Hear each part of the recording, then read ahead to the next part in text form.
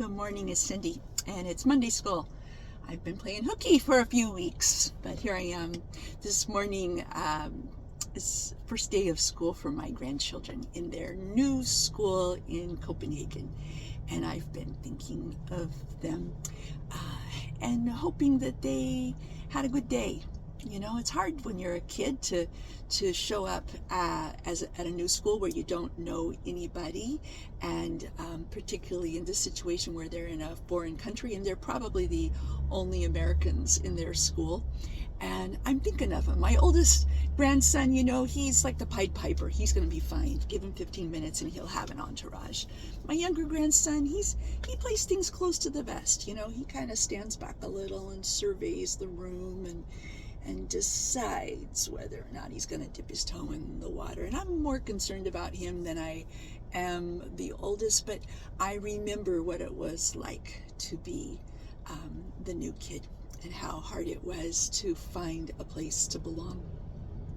So I've been thinking of there's a little verse in the book of Proverbs that says that the man who wants to have friends needs to show himself to be friendly, and that's the advice I always gave my own daughter was, you got to be the friendly one. You know, you have to reach out and be friendly. I wasn't always able to follow that myself. I was self-conscious and a little backward and not always feeling that confident in terms of making friends and relationships. But I learned to do it later in my life, and I think probably one of the most valuable lessons that you can teach your child is to teach them to be a friend.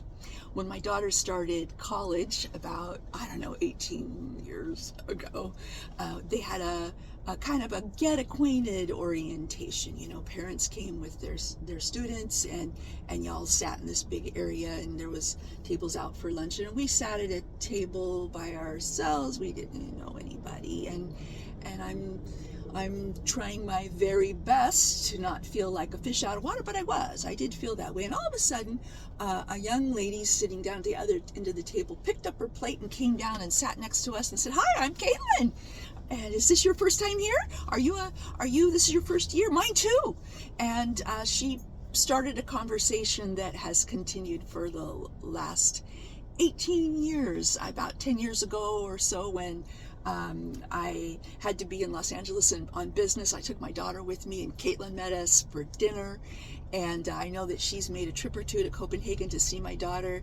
And just a couple of months ago, she sent a beautiful gift that she had made, a beautiful gift that she put so much thought and intention into to my daughter, because she had twins in June. And I thought back to that first time we met Caitlin, when she picked up her plate and scooted down to the end of the table and said, "Hi, basically, you want to be my friend?"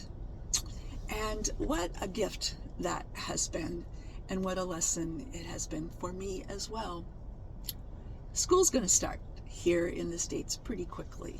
And if you're a mom or a dad or a parental figure who has a young person that you're sending back to school, if you haven't already, teach them to be a friend.